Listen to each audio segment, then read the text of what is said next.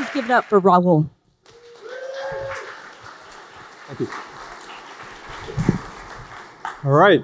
Good morning, everyone. Thank you for getting up so early for this. I'm the founder and CEO of Superhuman, where we make the fastest email experience in the world. Our customers get through their inbox about twice as fast as before, and many see inbox zero for the first time in years. Now, this is the story of how we built a product market fit engine. Product market fit is the number one reason why startups succeed, and the lack of product market fit is the number one reason why startups fail. But what really is product market fit? Paul Graham, the founder of Y Combinator, would say that product market fit is when you made something that people want. Sam Altman, until recently the president of Y Combinator, would say that product market fit is when users love your product so much that they spontaneously tell other people to go and use it. But it is perhaps Mark Andreessen, one of the best venture capitalists of all time, who said this. He put it in the most vivid and compelling way. You can almost always feel it when product market fit is not happening. Customers aren't quite getting value. Users are not growing. Word of mouth is not spreading. The press reviews are mediocre. And the sales cycle takes too damn long. But he said you can almost always feel it when product market fit is happening. Customers are buying as fast as you can add servers. You're hiring sales and support as fast as you can. Reporters are constantly calling you about your hot new thing. Money is piling up in your checking account, and investors are camping outside your house. This is indeed a vivid and compelling definition, and one that I was staring at through tears in the summer of 2017. You see, it seemed so unactionable, so subjective. What do you do if by this definition you do not have product market fit? Indeed, I began to wonder, can you measure product market fit? Because if you could, then you could optimize it. Perhaps you could systematically, even numerically, increase product market fit. And as it turns out, the answer is yes. You can measure it and you can optimize it. But before I share how, let's wind the clock back by 9 years to 2010. 9 years ago, I started this company, Rapportive. We built the first Gmail plugin to scale to millions of users. When people emailed you, we showed you what they look like, where they worked, their recent tweets, links to their social profiles. We scaled rapidly, and in 2 years, we were acquired by LinkedIn. Now, during these 4 years, I developed an intimate sense of email. I could see Gmail bizarrely becoming worse every single year, becoming more cluttered, consuming more memory, using more CPU, slowing down your laptop, and still not working properly offline. And then on top of that, people were installing plugins like our own Rapportive, but also Boomerang, Mixmax, Clearbit, Yesware, you name it, they had it, and each one of those plugins took these issues of clutter, memory, CPU, offline performance, and made each one of them dramatically worse. So we decided it was time for change. We imagined an email experience that is blazingly fast, where searches are instantaneous, where everything happens in 100 milliseconds or less. An email experience where you never had to touch the mouse, where you could do everything from the keyboard and fly through your inbox. An email experience that just worked offline, so you could be productive from anywhere. And an email experience that had the best Gmail plugins natively built in, and yet was still somehow subtle, minimal, and visually gorgeous. And so, in the summer of 2015, we opened up our offices. This was our fancy sign. And we started to write code. In the summer of 2016, we were still writing code. And in the summer of 2017, we were still writing code. And I felt this intense, incredible pressure to launch, both from the team, but also from within myself. After all, our last company had started, scaled, and been acquired in less time. And here we were, 2 years in, and we still had not launched. But no matter how intensely I felt this pressure, I knew that a launch would go very badly. It would not be the Marc Andreessen story. I did not believe that we had product market fit. And I couldn't just say this to the team. These are hyper-ambitious, super intelligent engineers. They poured their hearts and their souls into the product. It's not what they wanted to hear. I needed a plan. And so I started my search for the Holy Grail, for a way to define product market fit, for a metric to measure product market fit, and for a methodology to systematically increase product market fit. I searched high and low. I read everything I could find. I spoke with all the experts, and then I found this guy, Sean Ellis. Sean ran early growth at Dropbox, LogMeIn, and Eventbrite. He coined the term growth hacker. And as vivid and as compelling as Marc Andreessen's definition is, it is still a lagging indicator. By the time that money is piling up in your checking account and investors are camping outside your house, guess what? You already have product market fit. Now, what Sean found is a leading indicator, one that is benchmarked and predictive. Simply ask your users this: how would you feel if you could no longer use the product?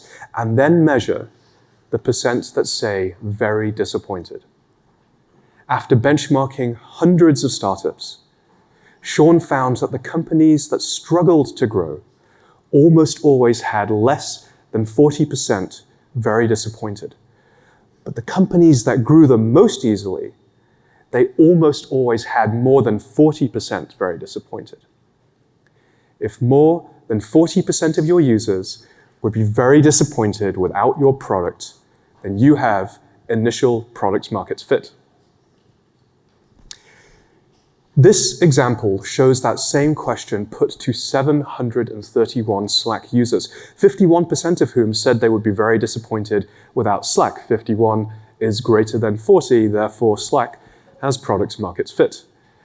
Now you might argue you don't need a fancy question to tell you that, but the purpose of this example is to show you just how hard it is to beat this benchmark.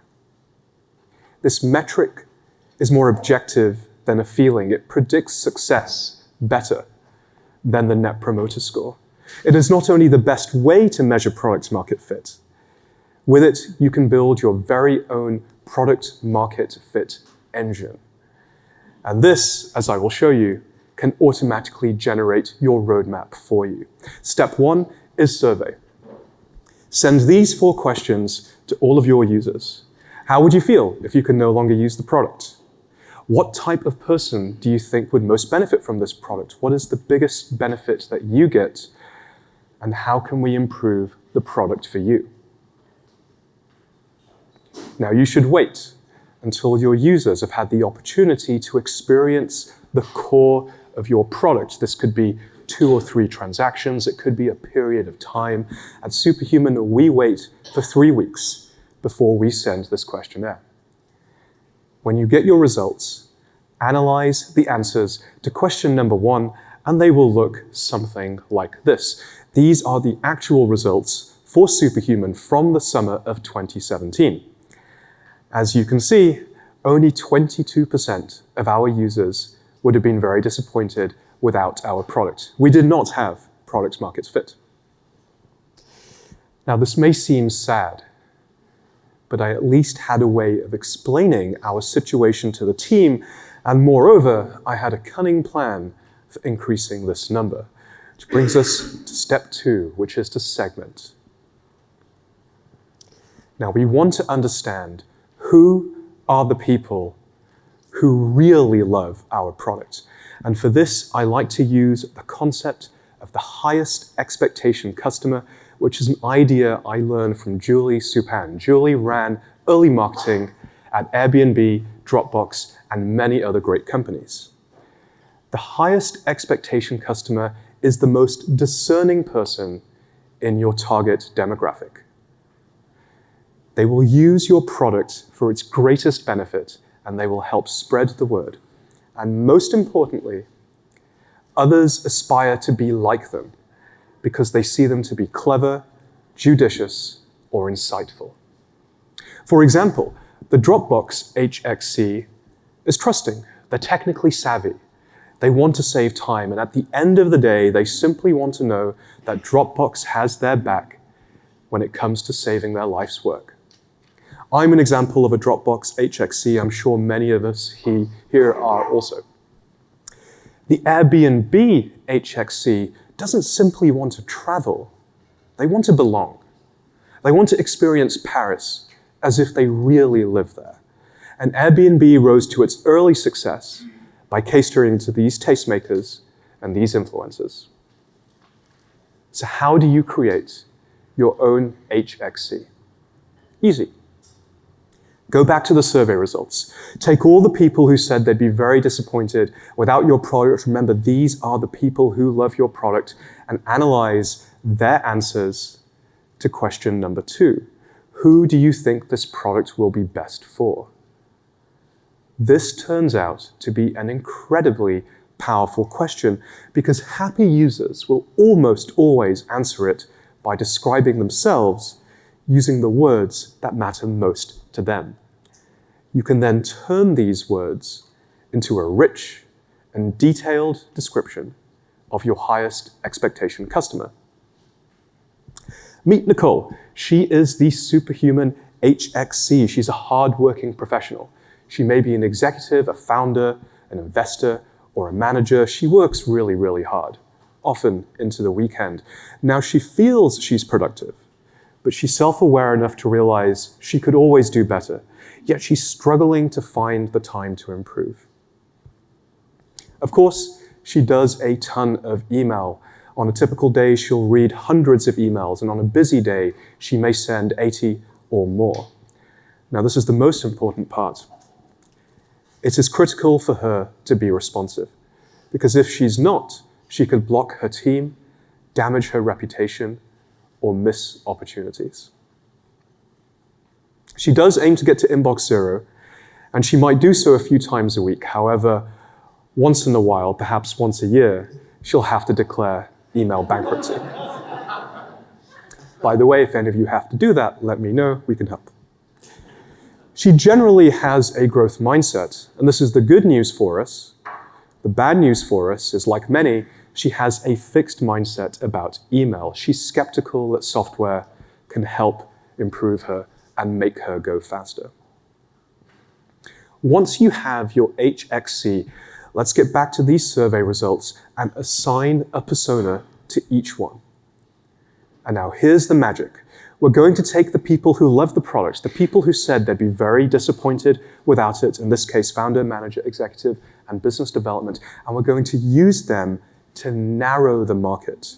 In the simplified example, that means we focus on these and we deliberately ignore sales, success, engineering, and data science. And just by segmenting, our product market fit score increases by 10 to 32%. We're not quite at 40% yet, but this is a huge improvement for just 2 minutes of work. And the next step then is to analyze. Now we know who really loves our product. Next, we want to answer 2 questions. Why do people love our product? And what holds people back from falling in love with our product? To understand why people love our product, once again, we go back to the survey results. We pick the people who said they'd be very disappointed without it, the folks who love it, and we analyze their answers to question number 3. What is the main benefit to you? Let's take a look at some examples.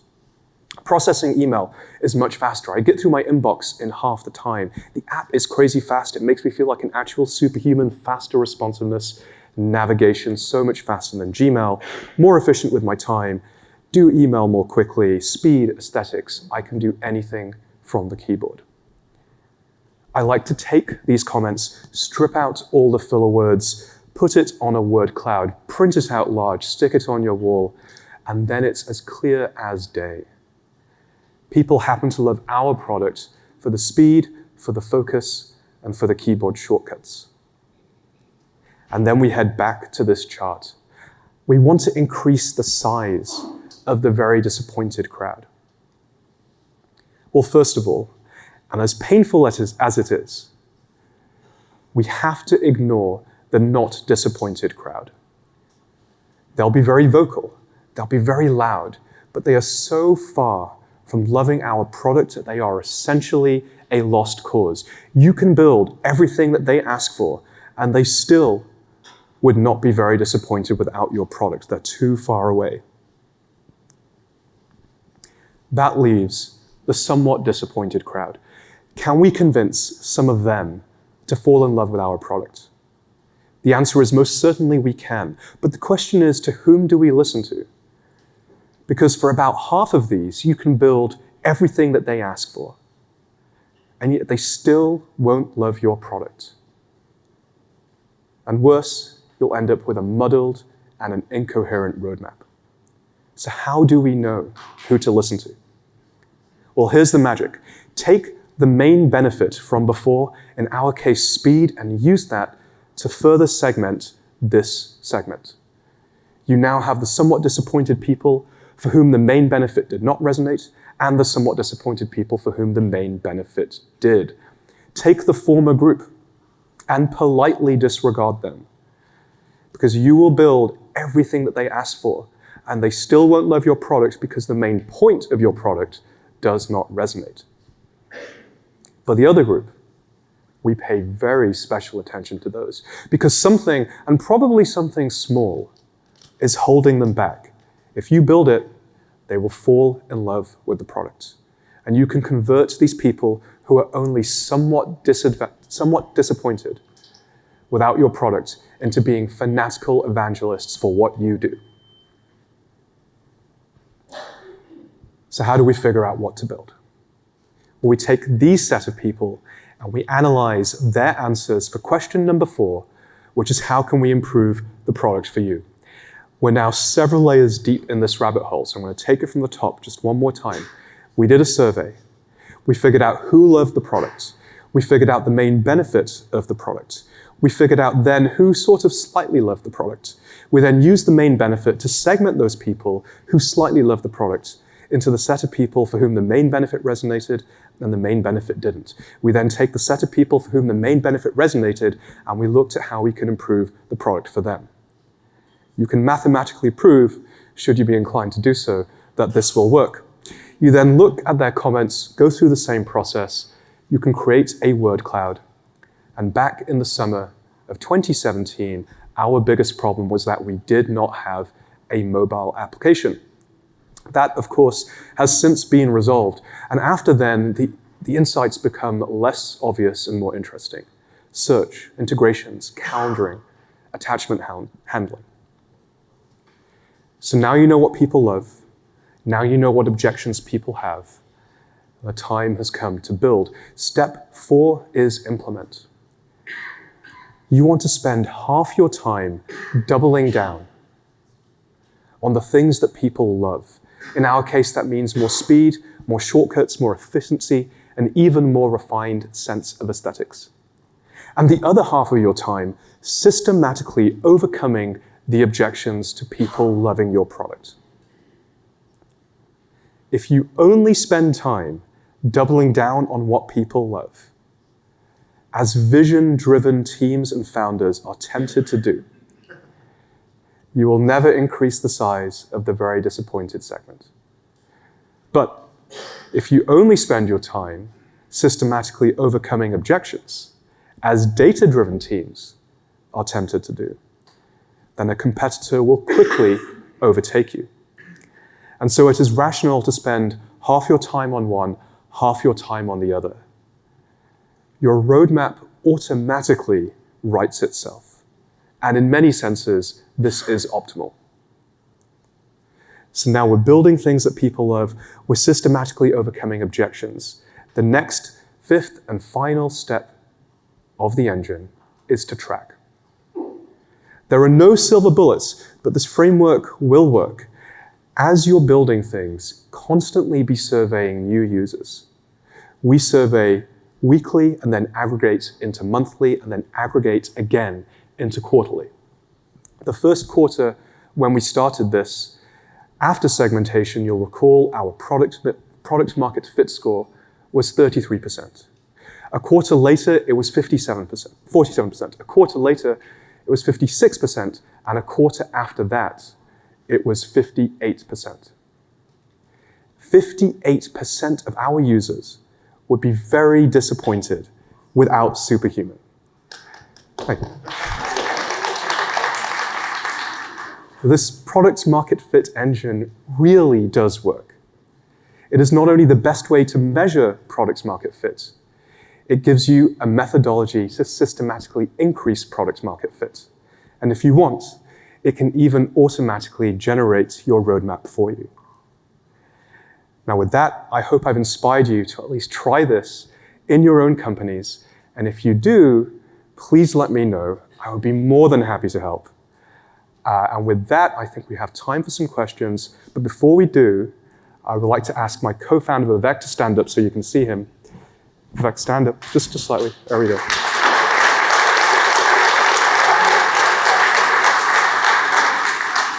He's even more handsome in real life than in black and white photos. So if you have questions, please find him or me, and we'll start here. Yes? Thank you for sharing. This is very helpful. Could you talk a little bit about how you might apply this much earlier? So in your case, you had spent about 2 years developing. You had something to actually deploy to users to start to get feedback. What about in the very early stages when you're ideating on possibilities and trying to determine where the value might actually be before you even have a lot built? Do you have any examples of how one might use this framework much earlier in the sort of implementation, before even getting to implement? Because you actually had implement as number 4, but you actually had implementation as number 0. Yes, great question. So the question is, what do you do before you have users? How can you tell whether you're making progress? Ideally, someone on your team, and if you're the product person yourself, can be a proxy for the kind of person that you're building for. We deliberately chose a business where at least one of us, in fact several of us, most importantly me as the person making the product decisions, could really feel for who those users are. And before there are numbers, before there are metrics, it comes all down to feeling. I used to be a video game designer back in the day. And there's a question, if you're a video game designer, that you ask every single day, which is this fun? And it's a really interesting question because you can get deep into the rabbit hole of what fun is. But the point is that you're asking an emotional question and there is no quantitative answer. And so for Superhuman, the question I was asking myself was, does this feel blazingly fast? And does it make me feel special as a user? And it took us about 3 or 4 months to get to the point where there were flashes of brilliance. And then the whole thing would fall over and it would be broken for 3 days. And then a week later, I'd feel that special moment again for like 10 seconds. And the fact that every now and then I could sporadically feel it gave me hope to keep going. But that will only carry you so far. At the time when you can start surveying users, I highly recommend you switch over from a retrospective method to a quantitative method. Yes, here. All right. Hello. Thank you so much, by the way, for this. I learned a lot. I guess my question is, what is the critical mass, either of users or of customer, beyond which you believe the accuracy of your model gets more and more accurate? For example, I am dealing with B2B, so I won't have a critical mass of customer willing to give me feedback. So at which point of time I would say, let's wait for the 10B customer, and I know that this will help me fine-tune the method. Right, so how many people do you need?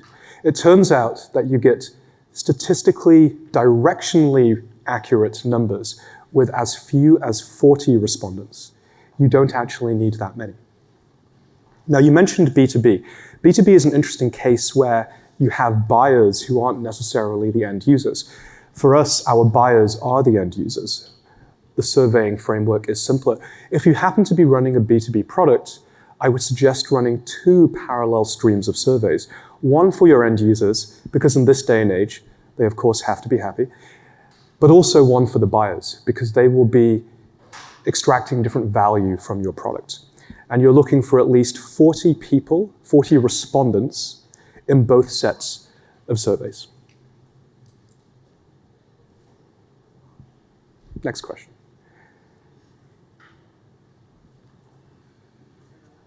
No worries. Thank you. I'm blown away because every year at Summit, this is my 3rd one, I meet someone, I talk to someone that I didn't even know existed. And no offense to you, I did not know you existed. However, as an incurable entrepreneur, you are now my best friend. Okay? Tagging onto his question, because once you've started so many different things, you realize one thing, and that is that at the early stages, the sheer energy and infection that you have for your product carries over to the people that you hand it to, and they tell you that it's the greatest thing in the world. And you go about it with full confidence that you have the product fit, only to find out that the person who has not met you and has not been infected with your enthusiasm doesn't have that. So going back to the early stages again, because that's where I find where most of the mistakes are made.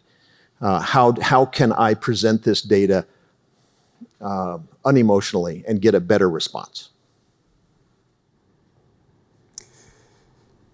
So the question is, how can you present the data unemotionally? I'm not sure why you would want to do that. The best presentations are left-brained, right-brained. They're hot and cold. It's everything. Deploy everything you have. You only have one chance to make a company work. Why would you pick half a story? It's more just a question from the standpoint of getting accurate data that a consumer would be getting. They don't get the chance to talk to you. They don't get the chance to do that. So I guess that your answer to what you're saying is that make your marketing the best presentation of yourself there is, and then test that. Oh, maybe I misunderstood. You're talking about presenting to customers. I see. Okay, got it. Understood. I would not present this kind of data to customers. However, there are collateral side effects that you can gather here. One of the most important is the 2 questions: who do you think this product is best for, and what is the main benefit? There's a rule of thumb in marketing, which is that the best marketing copy you can possibly have is the copy that your customers write for you. And this happens to be a trick for collecting that en masse. Now, you still need a copywriter, you still need a marketer to squeeze it down to really pithy sentences, but once you do, you can then use that in your marketing copy. So that's something that we do very much so.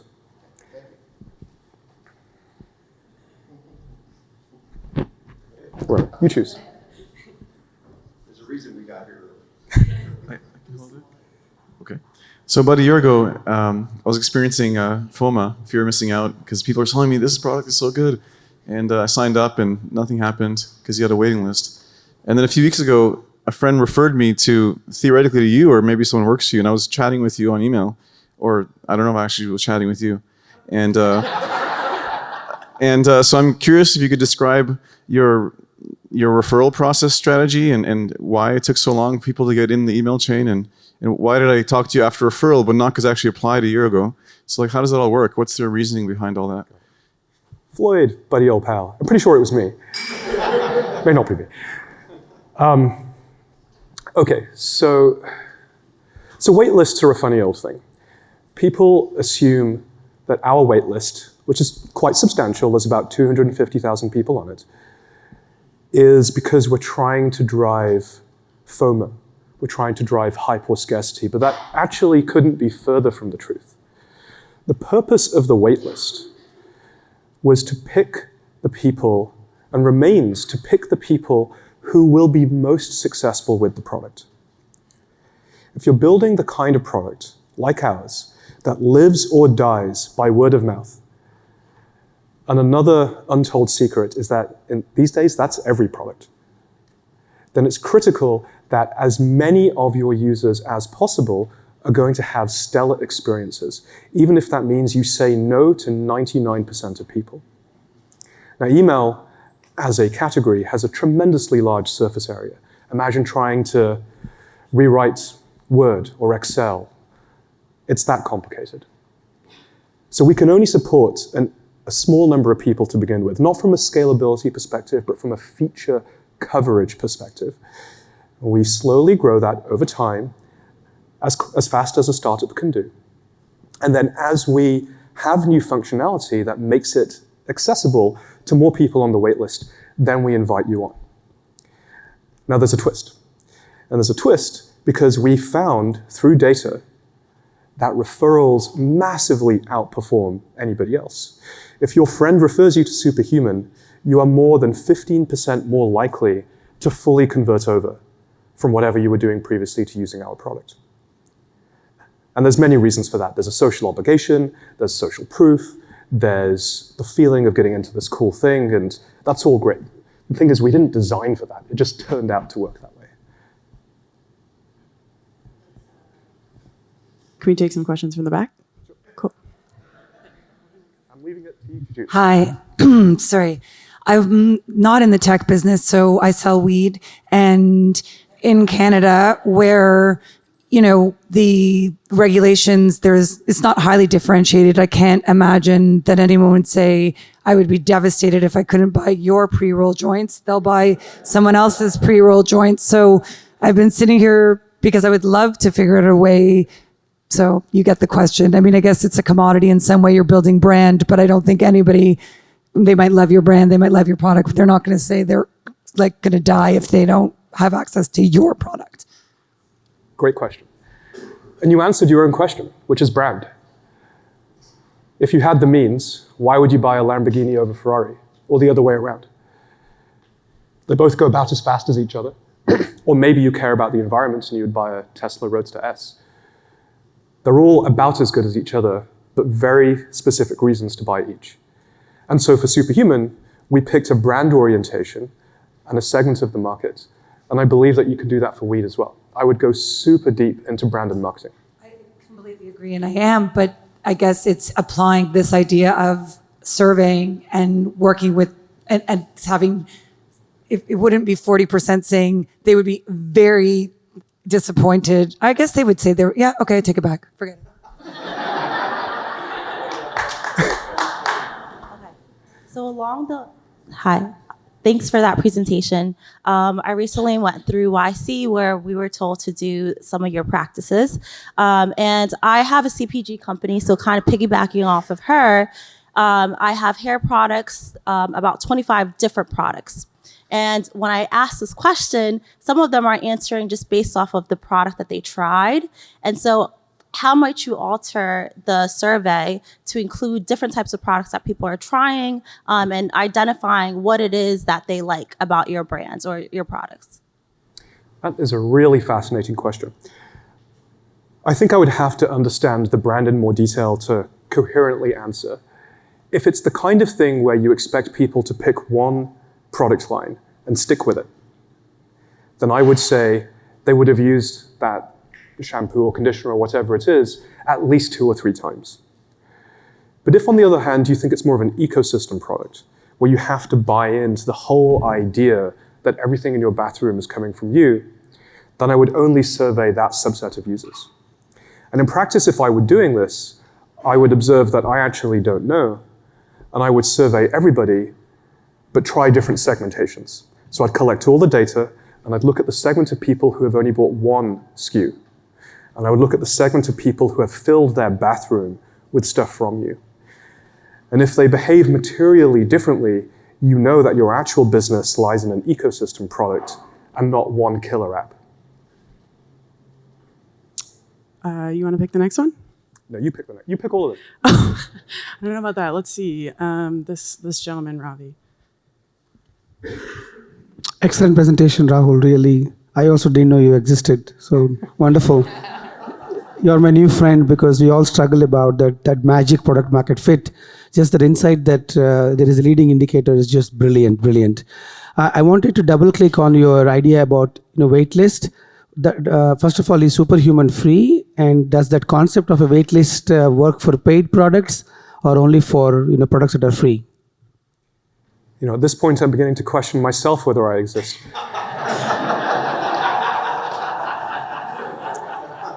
So,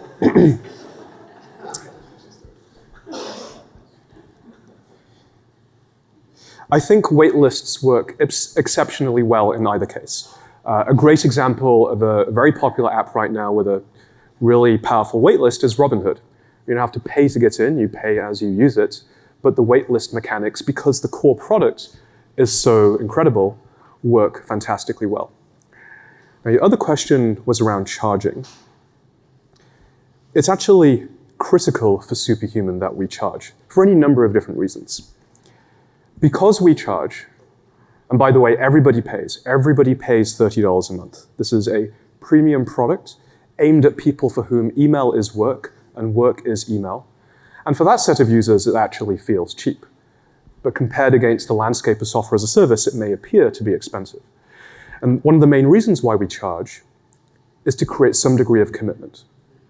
You have to self-identify as somebody who says, yes, I have an email problem, and yes, I want to solve that, and yes, I'm going to turn up for an onboarding call.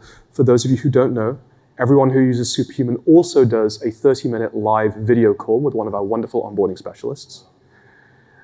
Because we find that the people who make it through this are those who wanted it anyway. And the people who couldn't be bothered to put in a credit card or to turn up for a video call didn't either value their own time or have the growth mindset in this around becoming faster to make the product worthwhile.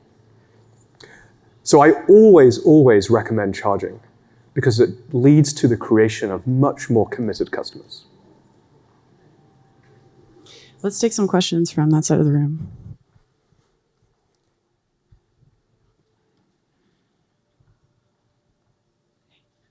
Rahul, I'm one of those guys that would die if Superhuman stopped existing.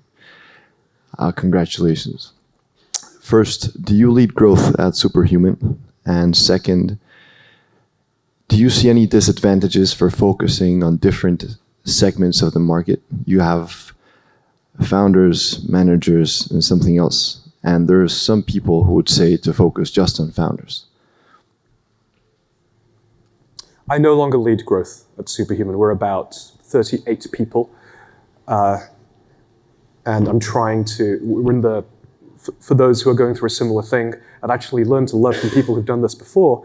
We're in the process of scaling very quickly, and so I'm trying to build a machine that works. My contribution to growth was very early on, where we came up with this framework, and I said it was always going to be three things. It was going to be PR, it was going to be virality, and it was going to be content marketing.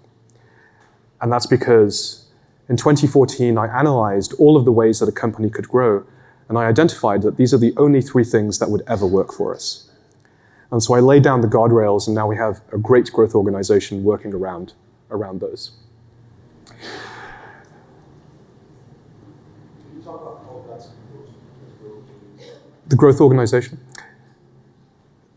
So it's unusual compared to most companies because we do this onboarding process. The question was, how is the growth organization put together? We have, at this point, coming up to 14 onboarding specialists. Remember, these are the people who take their time, spend most of their weeks to onboard you onto Superhuman. But you need the folks who will feed those people, and so we call those customer acquisition specialists. We have roughly 2 equivalent full-time people on that. Some of you may have interacted with Sahar.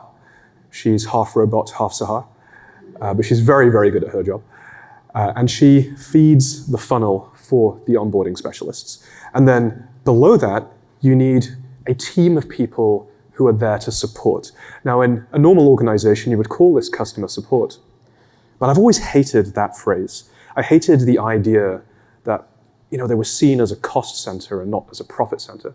So we, in fact, call this organization the Delight Team.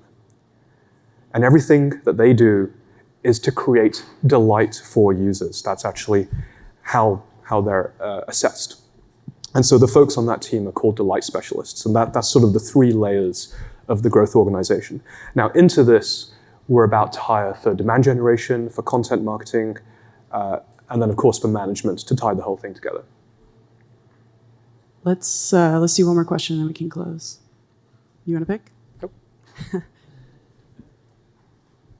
Hi, Rahul. I actually do know who you are. My question for you is that, so you have obviously a SaaS product where it's reoccurring service, but for let's say a construction worker or let's say a design firm or let's say like a tutoring company that is pretty much outcome based, one time you use it, when would you implement the survey? Would it be throughout the process or once they get the end of the product? I think it comes down to the frequency of the transaction. So for a tutoring service, I'm guessing here it might be once or twice a week, maybe. Would I be right in guessing that? Sure. Okay, let's assume it's twice a week. So after about 2 weeks of consistent use, you've had about 4 transactions. To me, that would be the right time to ask the child, probably also the parent in a separate survey, assuming they're the one paying for it, would you be disappointed if you or your kid could no longer use this product? The key criterion is not before the user has experienced the main benefit. Now, if it's a year-long construction project, that might be really hard. You might have to wait a long time. But if you're selling tools, metaphorical pickaxes and shovels, there's probably a time within that period when you can make that ask. All right. Let's give Rahul a round of applause.